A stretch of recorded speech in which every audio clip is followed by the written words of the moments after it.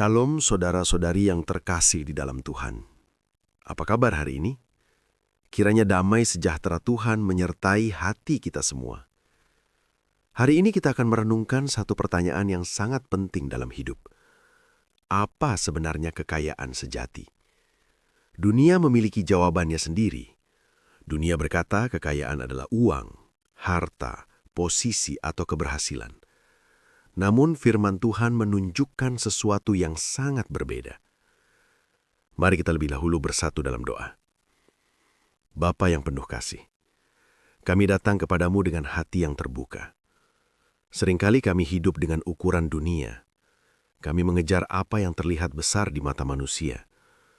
Melalui firman-Mu hari ini, ubahlah cara pandang kami.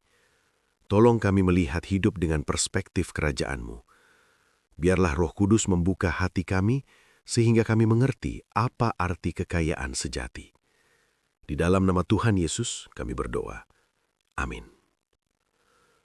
Saudara-saudari yang terkasih, firman Tuhan hari ini diambil dari Yakobus 2 ayat 5 di dalam surat Yakobus. Firman Tuhan berkata, "Dengarkanlah hai saudara-saudaraku yang kekasih. Bukankah Allah memilih orang-orang yang dianggap miskin oleh dunia ini untuk menjadi kaya dalam iman dan menjadi ahli waris kerajaan yang telah dijanjikannya kepada barang siapa yang mengasihi Dia?" Ayat ini mengajarkan sebuah paradoks rohani. Paradoks berarti sesuatu yang kelihatannya bertentangan, tetapi sebenarnya mengandung kebenaran yang dalam.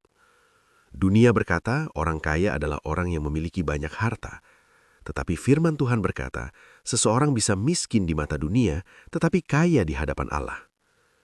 Yakobus sedang menegur jemaat yang mulai menghormati orang kaya dan merendahkan orang miskin. Mereka mulai menilai manusia dengan ukuran dunia. Namun Yakobus mengingatkan bahwa cara pandang Allah berbeda. Allah sering memilih orang yang dianggap kecil oleh dunia, orang yang tidak memiliki status, orang yang tidak memiliki kekuasaan, orang yang tidak memiliki banyak hal untuk dibanggakan. Mengapa? Karena orang yang menyadari keterbatasannya sering lebih terbuka kepada Tuhan.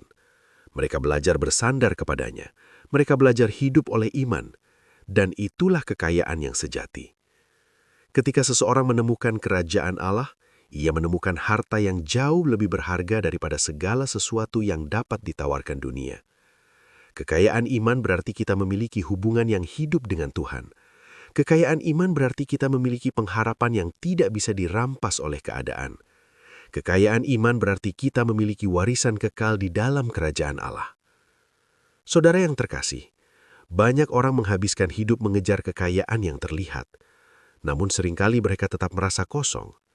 Yesus pernah berkata bahwa di mana hartamu berada, di situ juga hatimu berada. Jika hati kita hanya melekat pada hal-hal duniawi, kita akan selalu merasa kurang. Namun jika hati kita tertampar kepada Tuhan, kita menemukan kepuasan yang sejati.